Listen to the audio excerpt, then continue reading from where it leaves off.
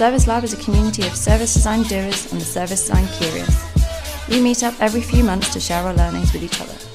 So welcome everyone. Thanks so much for joining us on what's a really lovely sunny evening. So really lovely for you to spend your time here. I hope some of you are maybe joining from a walk outside.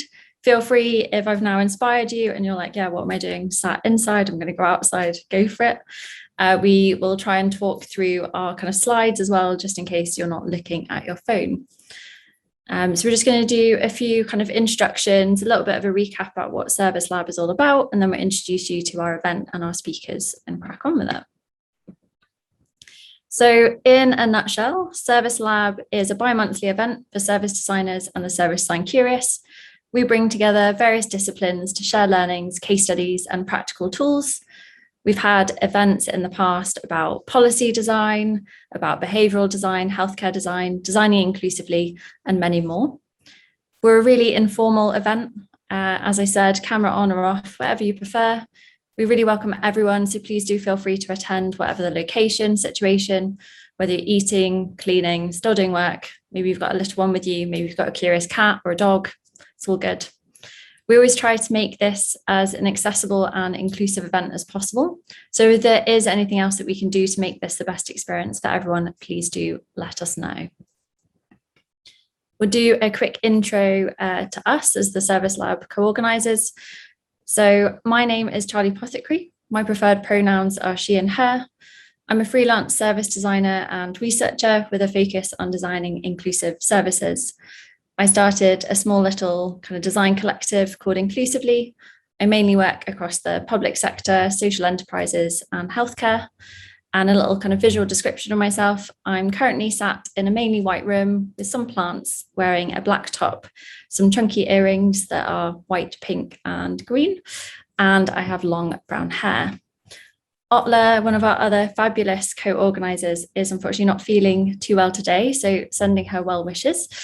And Rupert, who started this event series alongside the wonderful Jenny, still helps out in the background but isn't with us today. But I'll hand it over to Katrina to do a quick intro also.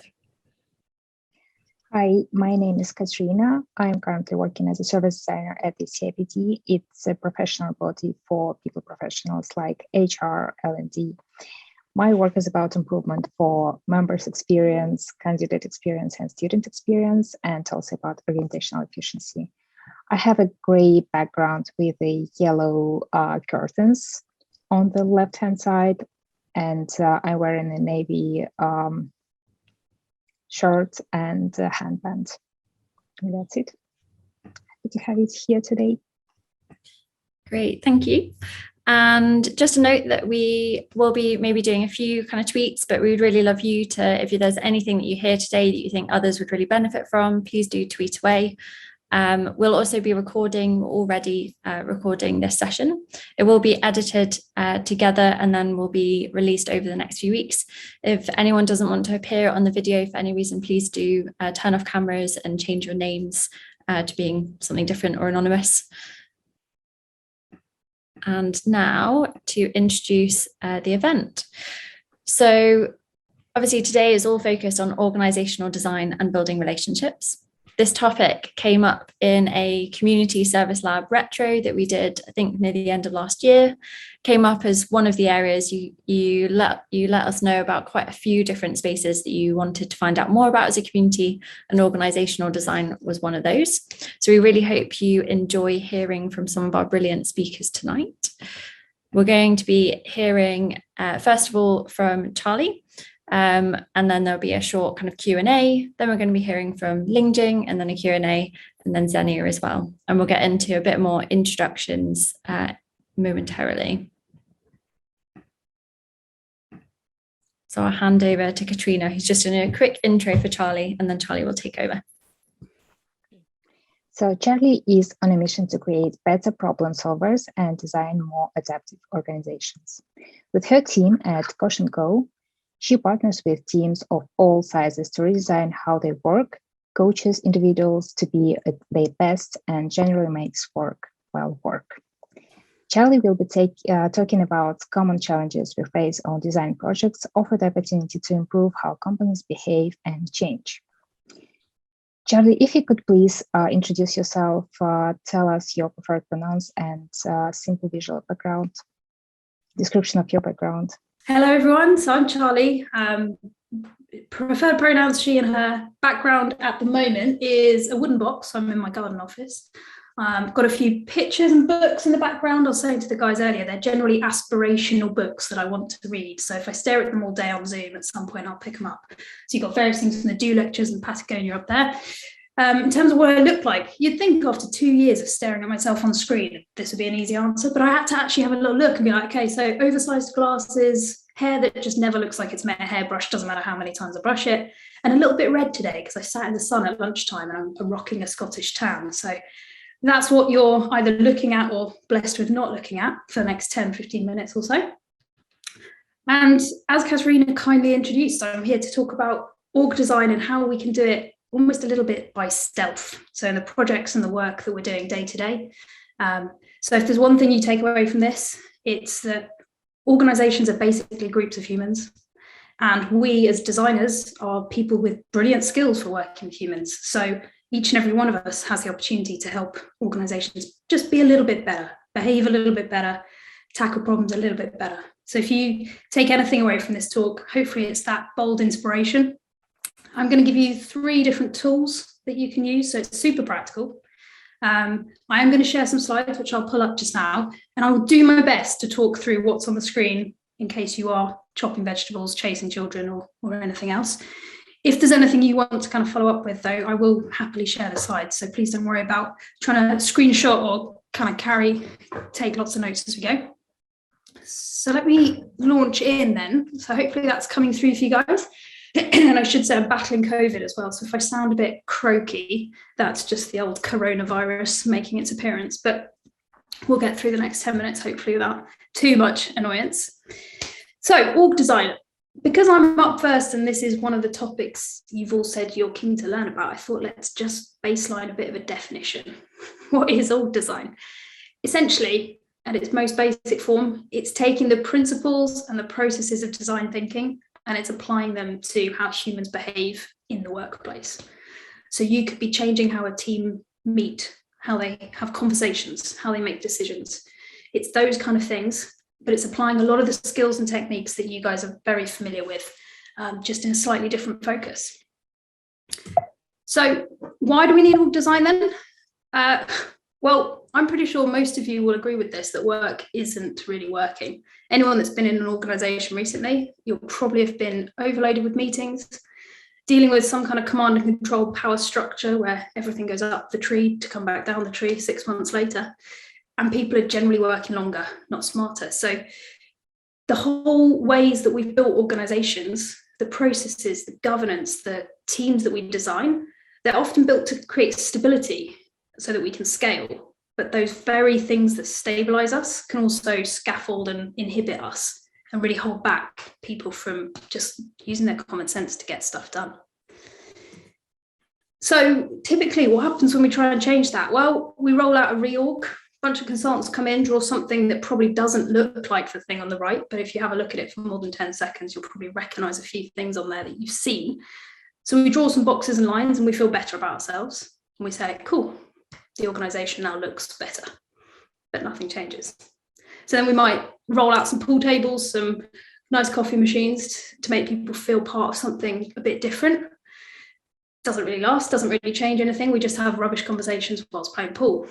So then we go, let's get a real handle on everything that's going on. Let's really have visibility. So let's put in loads of governance. Let's put a steering committee that can look after that, working group that can look after that, small advisory group. And before you know it, there's just tons of bureaucracy. I've seen this happen so many times that I just decided I need to get involved and try and do something a bit different. So, I mean, this is stating the obvious and probably something you all agree with, but changing organizations starts with people. Transforming an organization is just changing lots of people at once. So I'm going to put to you guys that any design project that you're involved in can be a bit of a Trojan horse, and that's apparently what this picture is. So for those of you not looking at the screen, there is a dodgy picture, which is apparently a Trojan horse. So Trojan horse was something that went into a city full of soldiers that went and attacked and created a real kind of turmoil. A project can be that, slightly less aggressive, but it's an opportunity to be a test bed, to try some different ways of working.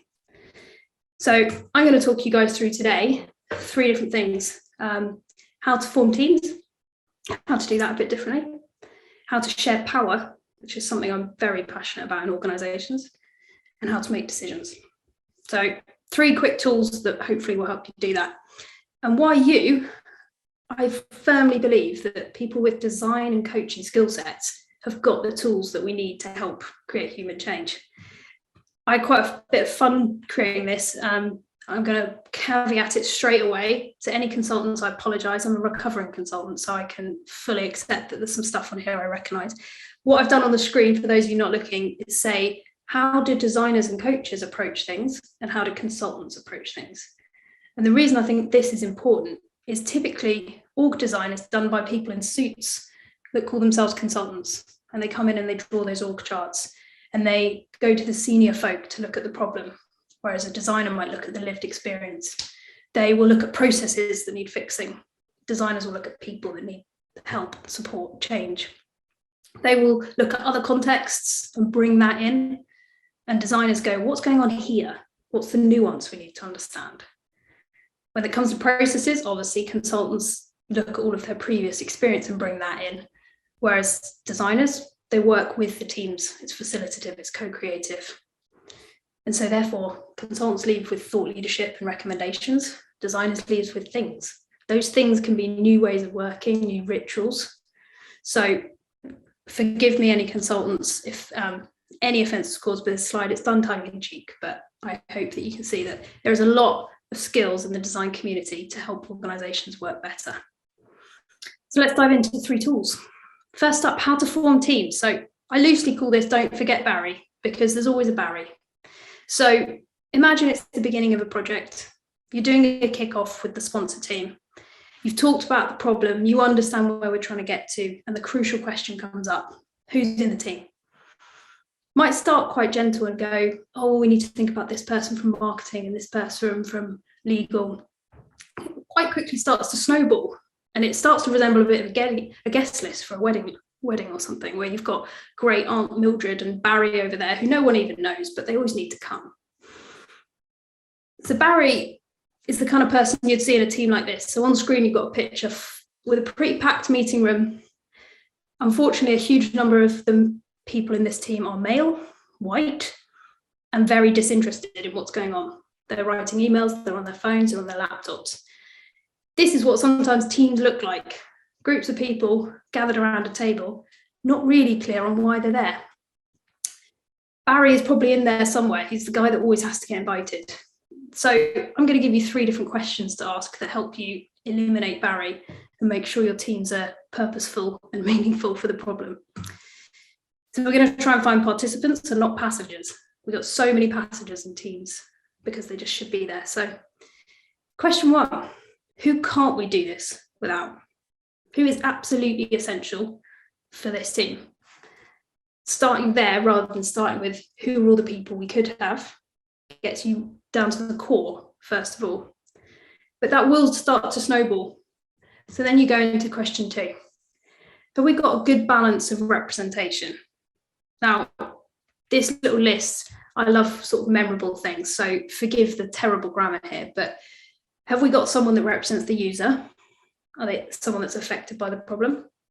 A knower, forgive the grammar, but someone who knows the problem. They've got insight, they've got expertise. Have we got a doer? Someone that's actually going to have to deliver the thing we come up with.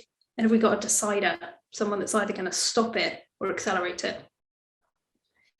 This should ensure you've got good diversity of thought in the room, but it will still create a lot of names. So then we need to fine tune that. And this is where the kind of org design layer, if we can distinguish it, comes in a bit more. And that's thinking about the attitudes and behaviors of those people.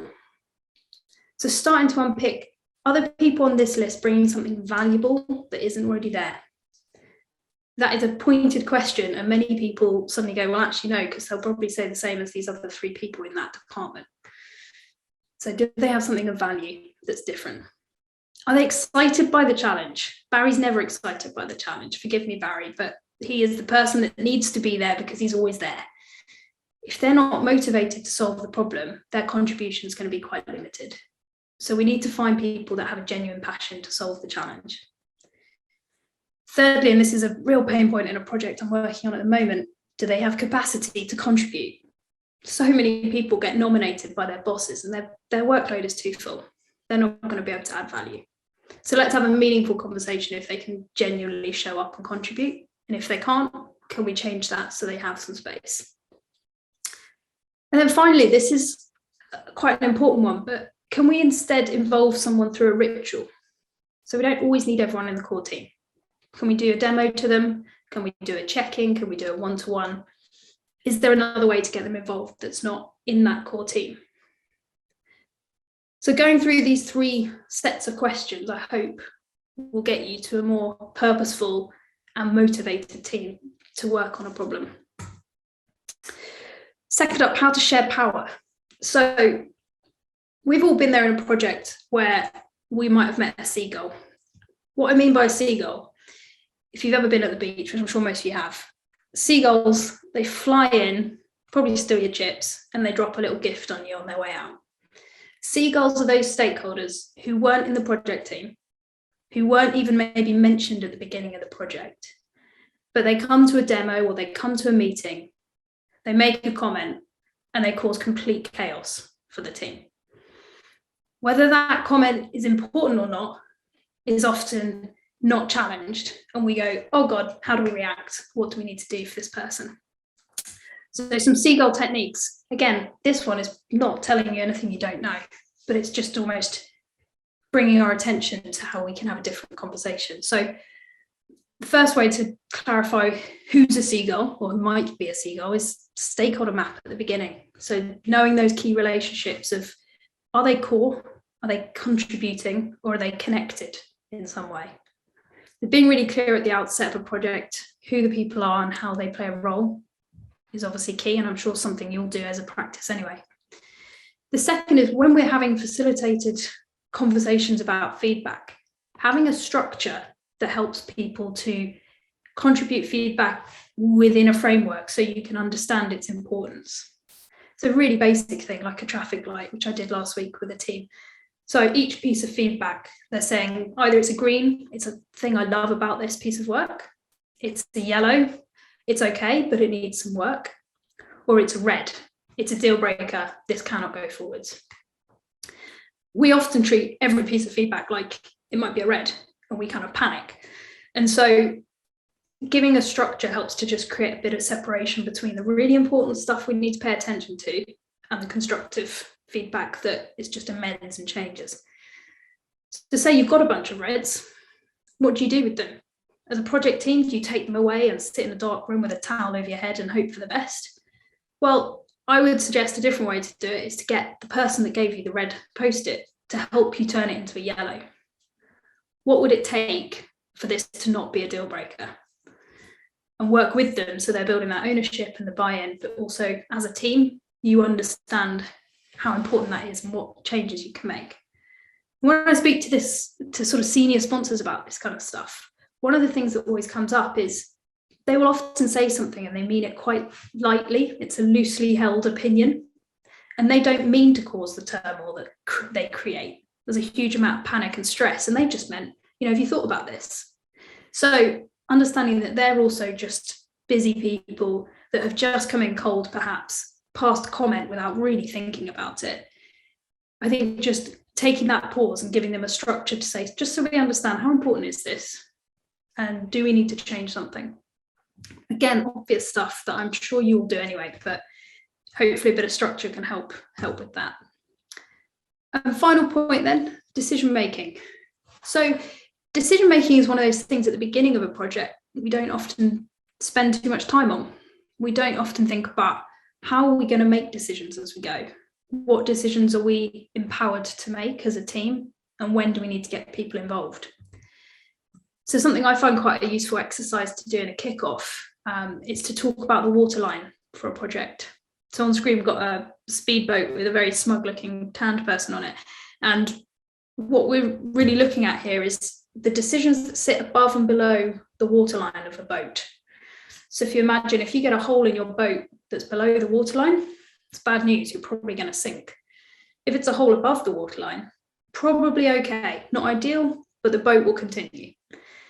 Now, organizations often treat everything like it's below the waterline. Everything's code red, very serious.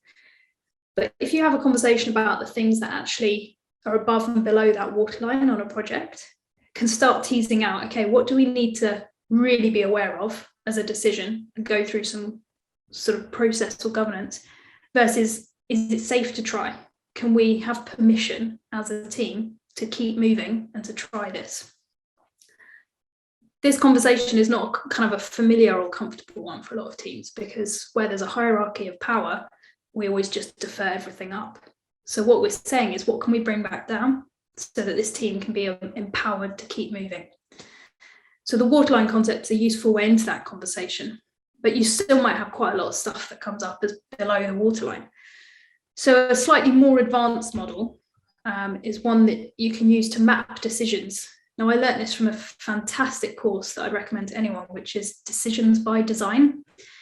And it's like 20 different models for decision making. And I'm the most indecisive human, so found that super useful. And this one really stood out for me.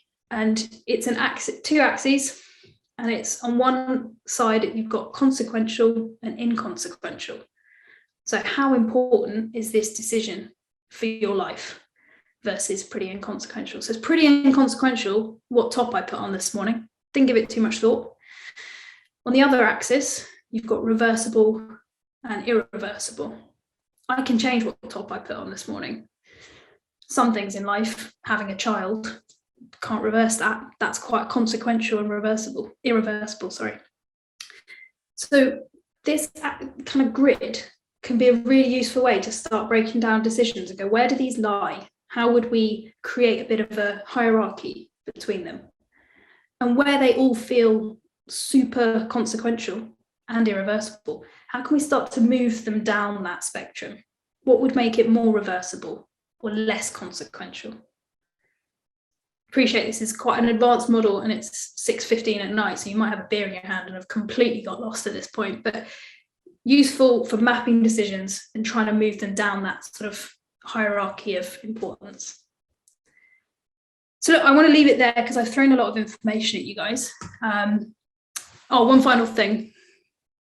Having the conversation about decisions from the start, as I said at the beginning, really important. So there's a few questions here to help you to do that. So in kickoffs, thinking about what kind of decisions can we make ourselves? How do we make them? And what is deemed safe to try and what's not?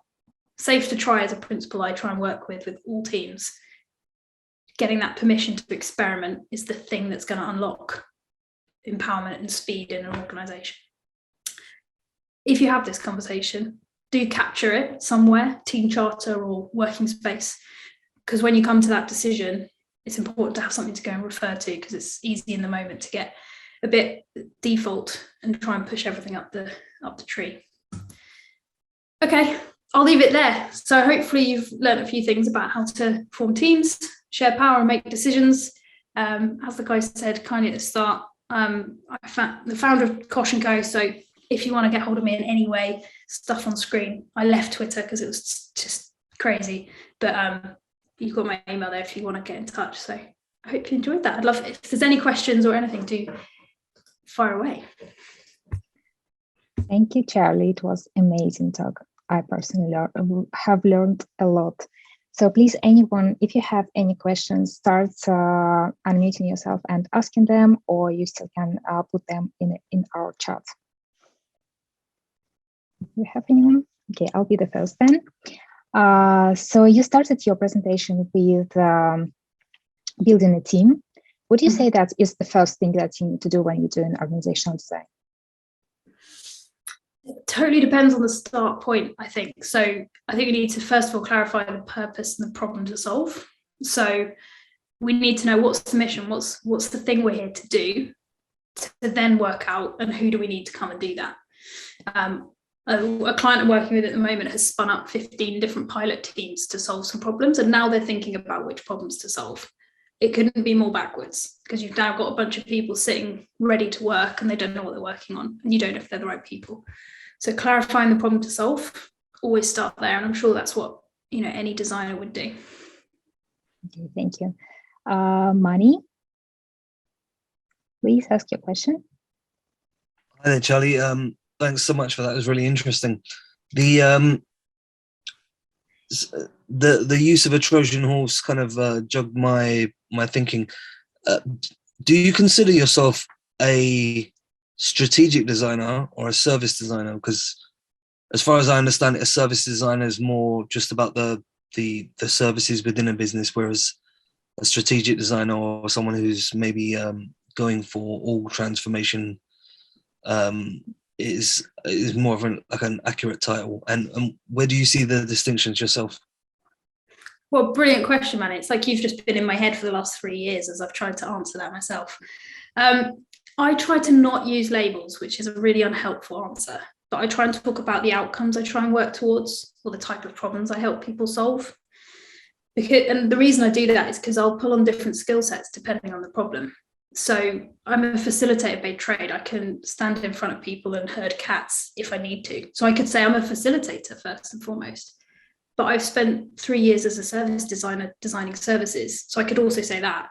But I'm also do coaching one-to-one when people need to work at that level. So I don't do this to kind of regale my CV in any sense, but to say that there are different things I can pull on depending on the problem. So I've had this question because a lot of people say, well, how do you market yourself? Do you say service designer, strategic, coach, consultant? I honestly talk about what my purpose is, which is to create better problem solvers and the types of problems I like to solve. And that's often, how do you help people show up at work and be at their best? How do you get teams to work better together to solve customer or user problems? How do you create ways of working that are sustainable within an organization? So I kind of dodged the question, Manny, and I've dodged your question again. So I hope that helps. I wouldn't say I'm a service designer by trade, though, to kind of give you a fairly blunt answer, just because there's so many people that are fantastic at designing services, and I'm just not one of them. Can I ask a follow-up then? Sure. I didn't answer your first one, so it's valid. Yeah, you did. If you didn't own your own company, so if you didn't have to market not the service but the outcomes, and you worked for someone else within a structure, what would you call yourself in that circumstance? It's interesting to think about what I've been called in those circumstances. So I've played a kind of chief of staff role where I've been the sort of right-hand person to someone who's building a team. So thinking about who are the people you need, how are they going to work, how do they interact with the wider organization. Business coach as well, which is a very similar thing. What have I been? I've been a strategic consultant, a change consultant. You name it, I've probably been called it, nice or not. So again, slightly dodging your question, I'm afraid, but just a slippery fish when it comes to labels. Sorry. Thank you so much for the question and for your answer.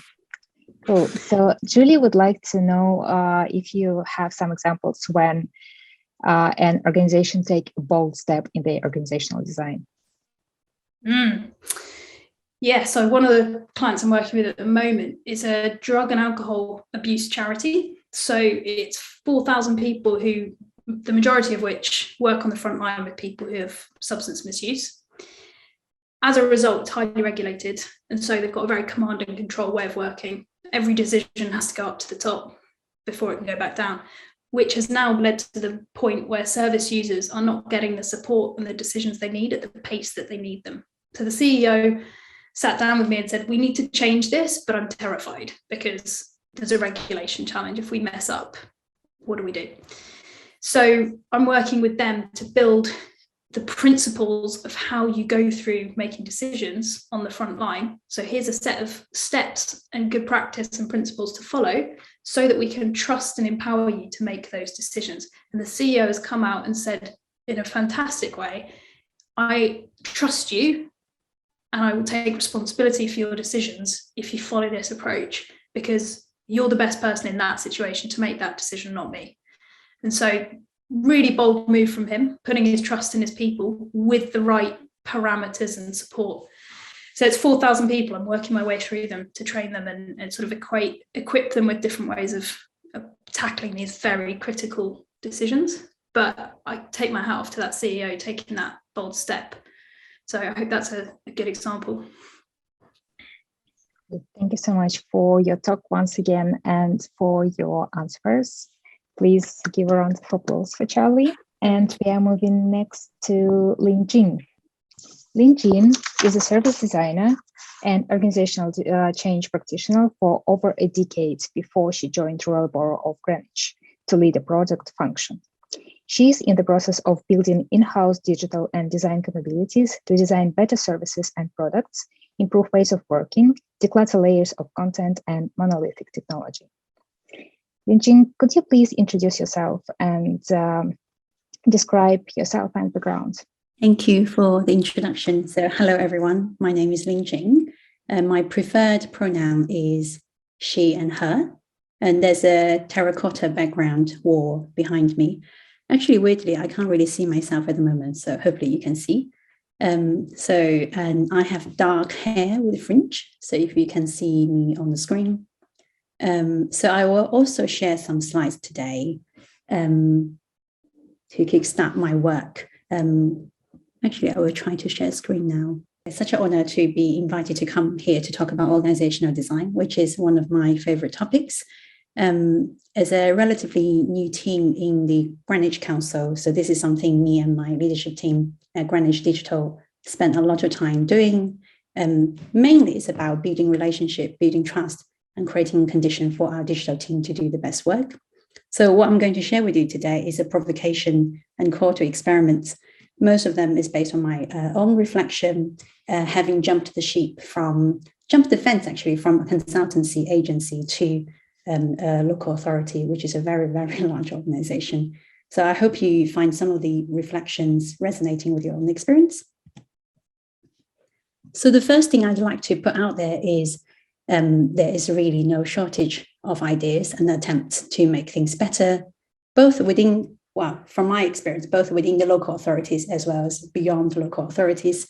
But very few, most of these ideas never actually gets implemented or built into real services.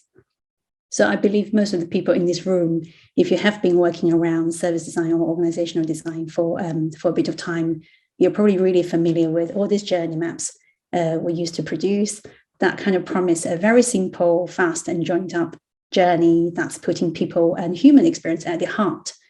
And we have all wondered why we designers always hit the wall when it comes to implementation. So I really like this tweet actually recently from Harry. So Harry is a head of design at Maytech. So this tweet created a bit of buzz recently. So in my view, to implement change, designers really have to develop new language and toolkits on top of what they're already really good at. I think Charlie's talk was really, really inspiring, actually. It actually goes back to thinking about what are the kind of lateral skills designer already have, such as coaching, facilitation, breaking problems down. But I think there are more things designer could do rather than just designing the actual tangible matter. But I think there is so much we can do as designer using our skills to setting strategic context, framing more meaningful questions or problems, and also influencing the organizational culture and behavior, which I think is actually easier to be done within a larger organization itself rather than working as a consultant. So I would like to actually focus my talk on sharing some of my reflections on how to influence an organization. So I only know how I do it, so don't take that as a Bible. It's just how I do it. And I'm sure a lot of other people will have their own recipe. So please take this as a provocation and an inspiration to try it at your own context. So the first provocation is about beyond the double diamond is the organizational dark matter. So double diamond is one of the many mental models designers use to frame problems and looking for alternative solutions. We saw this double diamond almost like in every project and in every, almost like every year we'll see a different flavor of that. So in this whole process, it's very tempting, I think, to ignore organizations and the dark matter because everything feels like within the double diamond. So what is dark matter? So dark matter is a phrase Dan Hill, who is a brilliant architect, used to describe in the book called actually Dark Matter and Trojan Horse. So he described the intangible matter that makes it difficult for one-off design or prototype to scale. So in the context of organization, it is anything from the culture, policy, environment, marketing mechanisms, say in a kind of adult social care environment, legislation, financial model, incentives, or governance structure, or even the kind of tangible traditions or habits a team have, or down to actually the event and situation where decisions are made. I think Charlie's talk about decision making made me thinking actually, when I was working as a consultant, I used to think decisions are always made in a board. Once I started working inside of an organization, I realized how much decision are not made in this format at all. They could be made in a corridor, or could be WhatsApp. So there's so many ways decision got made, going accumulatively. So as designers, we can use our discovery skills to perceive the dark matter of an organization and the wider context the organization sits within, that's kind of system level. I think we could do a lot of dedicated research on that, because we are quite good at doing user research. But I think doing specific organizational research will really help us surfacing some of the dark matters. We could even run experiments to test boundaries. I think sometimes the dark matter is difficult for you to see because there's not a lot of evidence. But the moment when we start to try to do something, you start to experiencing the blockers. These are the bit where you start touching the boundaries of the dark matters. Yeah, we can also design the context of the work and setting better briefs and the scope, which is actually a lot of work we do nowadays, working in-house. So the second provocation is about don't let the wrong things become our priorities. We know from experience when we measure the wrong things, then the wrong things become our priorities. Yeah, we default to bureaucracy. We walk into a meeting, like the image Charlie showed. We walk into the meeting, we don't even know what we're talking about. I have been to a lot of that. We create busy work. We lose our best people. We even suppress the collective potential. As a head of product, I deal with daily questions about, can we build an app? Can we do another website? So very often our tools are likely to shape us rather than the other way around. And people always see buying more products or building more products is the answer. Yeah, so I think this provocation is more about taking an outcome-led approach, really using that to drive a team to focus on the things they should be focusing on. In a local government context, it's about, we have a very limited people and things, including money. So the only way we could actually bring some change to residents is by bringing a stronger sense of purpose for us to galvanize around. So at the moment, we are starting to develop a practice in Royal Borough of Greenwich to be more outcome-led. So that includes articulating better outcomes, which cut across different departments, measuring progress against committed outcomes, and also organizing our people and funding in a more adaptive and relational way. So the first step we're taking is to role model that using the digital teams work.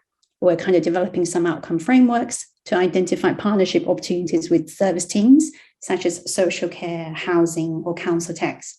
So the example I put out here on the screen are the early draft of a set of tools we're using to help us align all the work towards the service level outcomes. So since it's a really early work, I will be sharing more of this work in the future week notes if you want to follow me later on Medium. That's my cat, by the way, if you can see the screen. She wants to have a cuddle. So the next provocation is about think and make at the same time. So I think designers are quite familiar with that.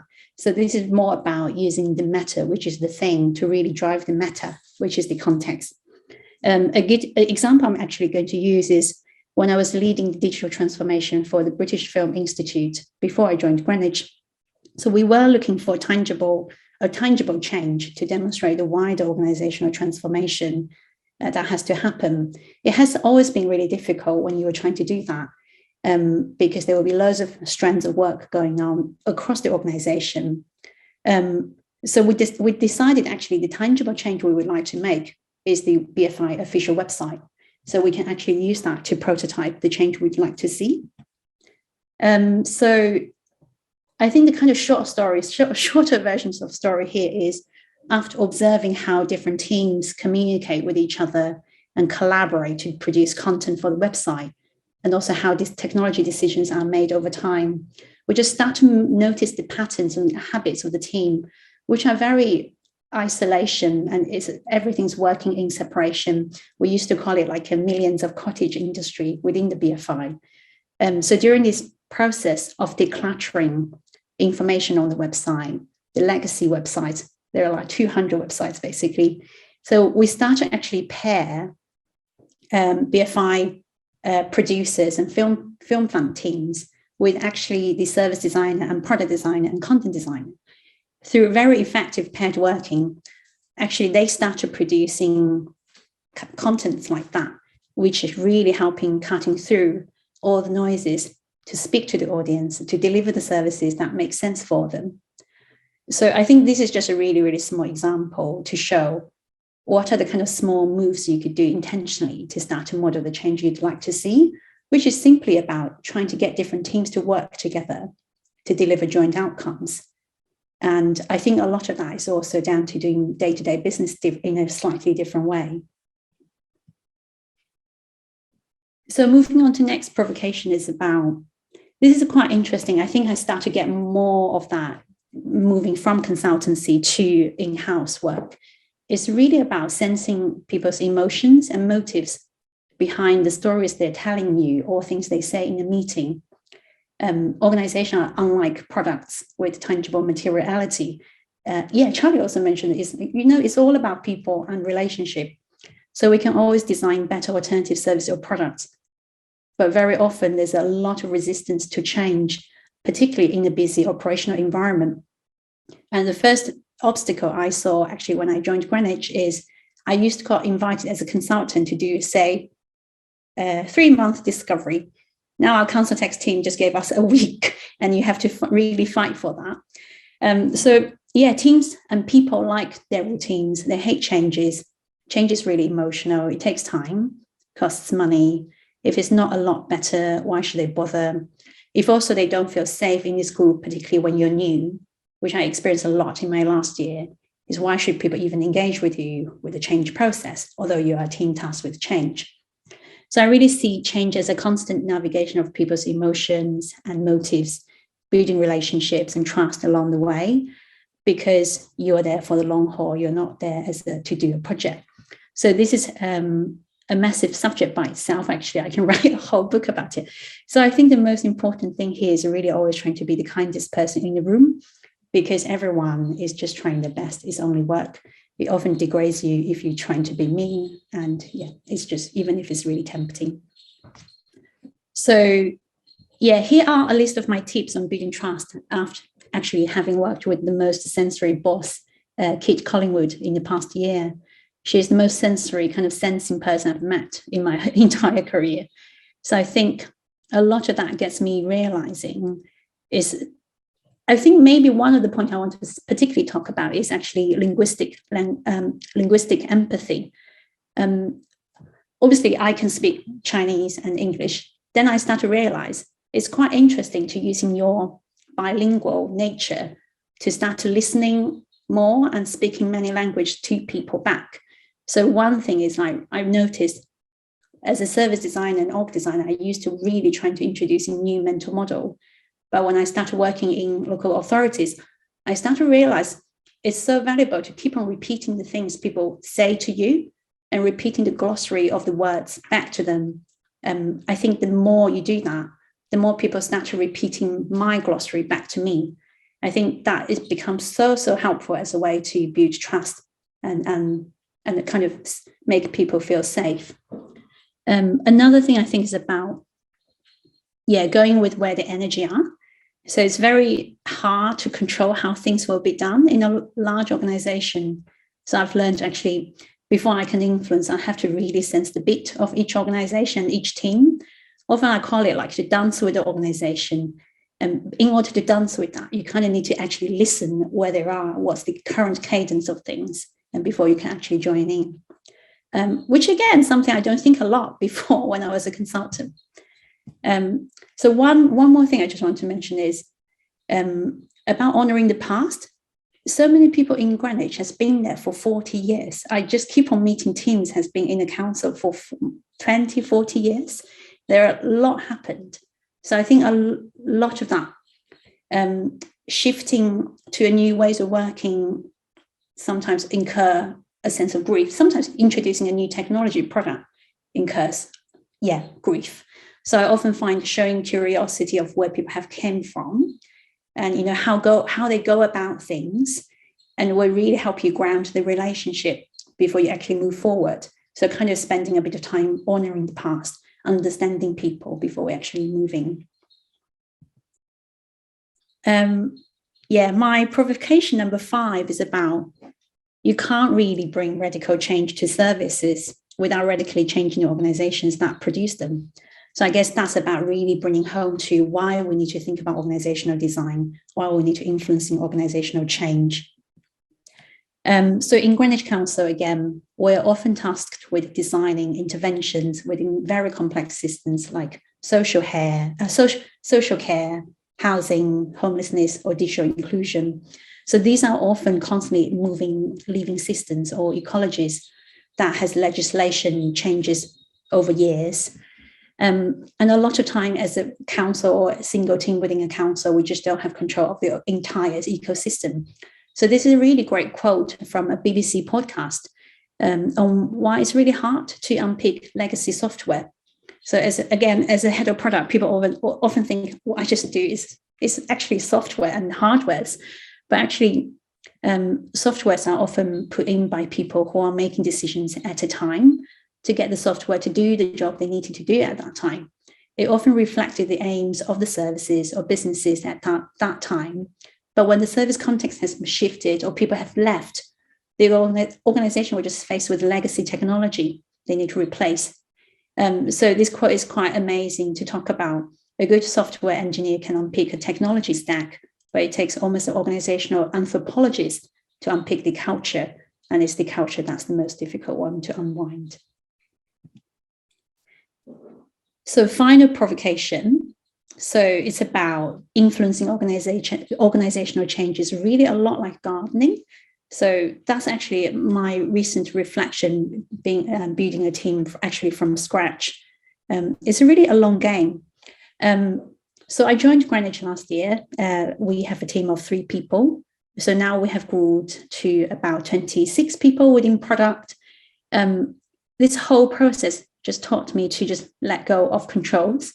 And I really like this quote from Jamie Hunt in his book, Not to Scale. And I will probably read it for people. So if we were to aim to grow roses, to use an analogy, we might design and build a lettuce so that the roses have an infrastructure for successful growing. The aim is for the roses to flourish and for the lettuce ultimately to fade into the background.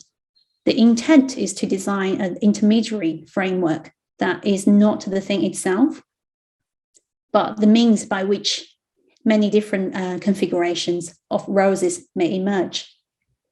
So I found this way of looking at organizational design is super interesting, because when it comes to influencing the change, it's really useful to think like that. Instead of trying to tightly control how everything works, typically in your service blueprint, you're really trying to describe how everything should work. Like you never describe how your plants will grow because you can't control that. I find it more useful to nurture the condition in which the service and people can emerge and ultimately flourish. So when I was actually building the product team in the last year, I spent actually with my team a lot of hours into creating a basic structure or scaffolding for our team so they can anchor on and grow around, including a set of organizing principles. How do we relate to each other? What's our behaviors? To actually the detail of the different types of meetings, how do we meet? And so we can actually encouraging collaboration and no ego culture, there's no competition. Very interesting, like gardener, this is really not a glamorous job. It's not glamorous at all. You can't put them in a slide. You can't talk to anyone about it. It involves a lot of admin work and speaking to a lot of people and shifting context all the time. but it is very intentional and rewarding work with the aim to influencing people, the purpose, and creating positive dynamics of the team. So yeah, if you would like to follow my journey and our journey in Greenwich, I write week notes on Medium, so I usually share that weekly. So you can follow me on Twitter or Medium to just, getting a bit more about Greenwich story. So to finishing it off, so to just really close, I'd like to offer a final provocation. So I vividly remember visiting a Kyoto garden in Japan, watching a Japanese gardener at work. It's just really fascinating, just the way how they prune their branches. Are often thinking, they're also thinking about 1,000 years mental map of a tree. So therefore, taking the inspiration from that, I often ask myself, what would a Japanese gardener do to my team, to the work I do in Greenwich, to ensure the actions I take now can help grow something bigger and more beautiful that outlast me? So that meant when I leave Greenwich, how would that system thrive without me, without the leadership team there? So yeah, I extend these questions to you today, actually. So that's the end of my talk. Thank you so much for having me. Thanks, Lingjing, for sharing your deep and interesting provocation. That was amazing. We need to change an agenda a little bit. So now we let Xenia to talk, and we will take questions for you, Lingjing, after her, if you don't mind. So Xenia joins us from Philadelphia today, and she is an org designer that applies analytics and creativity to org design challenges. She partners with other OD practitioners at Google to help leaders and their organizations work better and be future ready. Xenia will be introducing an org design tool that can help teams and organizations understand how to build relationships. So Xenia, please give a little visual descriptions of yourself and tell us your preferred pronouns. Hi, everyone. Thanks for having me. My name is Xenia. My preferred pronouns are she and her. I'm in the office right now, so it's a white room with a little bit of color, and I am wearing some black. I unfortunately have to run to another session because I'm in the US, so this is going to be a really quick one. What I wanted to do today is introduce you a tool that can build relationships. And think about it as what Charlie mentioned in terms of you set up your team, like you don't only have those berries. What do you do to create the environment to understand how to best work together? So that's what I'm going to be introducing fairly quickly. This is something that we have been experimenting here at Google. It is a tool from SY Partners. So I can send you the link so you can have it as well after the talk. And this particular tool is something that can help you. One, you understand what's the team itself. What are some of the things from a working style perspective that you can understand from each other? That way you understand how to best work together. Typically, you use this when you have a new team forming. So this is help to understand like what's preferred ways of working, or when you have something like COVID and everybody needs to work remotely, and the rhythm that you used to have in the office is not the same rhythm. So how do you adopt? We are also now in a transition where a lot of organizations are doing hybrid. So that is another way to support it, right? And the way that you can do this activity is either you do the activity in the meeting itself, or you can populate it asynchronously and then do a debrief in the particular meeting. And the activity is you basically have a set of statements that have a spectrum, and with your team, you pick a little dot and you put it into where you fit into that spectrum. So one example of a spectrum is I prefer Zoom on one-on-ones versus large groups, or my productivity peaks in the morning versus the afternoon versus the evening, and so forth. So you have the opportunity to learn a little bit more about yourself, about your team members, as the kind of like their preferences and things like that. And in the actual set of materials, you have some questions that are personal in terms of like, are you a cat person, dog person, plant person, let's say, but also some things that are much more like meeting or like work related around preferred working styles, communications, and so forth. So in here, I actually have an example of one dummy team that I filled out to bring it more to life. And it would be where you have one team that some of them prefer to be actually heads down versus two other team members prefer to be more time collaborative, be more team collaborative, right? I put in here that all of the teams, if they had to choose between structure and going with the flow, they actually prefer structure. From a preferred way of communication between having all the context, there's 2 team members out of 5 that prefer that versus others that just want the bullets. So what you would do then is you would actually facilitate a conversation that says, what are the patterns? Like, it sounds like all of us really like structure, so maybe we should really have a structure meeting, have a set of agendas, understanding what the purpose of the meeting is and so forth, right? There's also some discrepancies. Some people in our team prefer to have all of the context and might write really long emails versus other people in the team might have just bullets, right? And just wanted to know what is the top thing of mind, right? So that way you can start to understand what are some preferred ways of working of your team members. And then you facilitate conversations around what's one thing that you can do to adjust. So understanding the patterns, understanding the working styles, what's the one thing that you might want to adjust to meet people where they are, right? So it could be that, let's say, you're one of those individuals that mentioned that they actually like to have all of the context and they typically write really long emails. One way that they can adjust the style is to, on top of the really long context email, you might have a TLDR where you have the top bullets. If you don't have time to read the novel, here are the things that you need to know. So that's one way of adjusting the way of working, right? And understanding those kind of nuances can enable the team to better gel and better kind of participate in those interactions to then ultimately help you have better outcomes from a work perspective and like output perspective. So I'm gonna pause there. As I mentioned, it was very fast because I unfortunately have to run to another call since I'm in the United States. Happy to answer questions offline, like through email. Charlie and Katrina have my contact information, but also thank you for the quick time. And I look forward to hopefully participating in one of those other sessions sometime soon. That was phenomenal. Thank you so much. And round of applause for you too. Thank you. Take care. Bye. We have a question for Lingjing. Please, if you have any more, feel free to shout out. So Janet asked if there is some example of skeleton structures from other organizations where we could learn what works well to nurture user-centered design. Yeah, I think the person I saw actively sharing is Ali from Snook. She used to, I can actually share a blog post in this chat in a bit. So I think when she was a head of digital in Snook, created quite a lot of example of the scaffolding ideas I was mentioning here. So I actually sent that over here. And also I'm happy to share what we've tried in Greenwich. So if you message me, I'm totally happy to share. Thanks so much, Lingjing.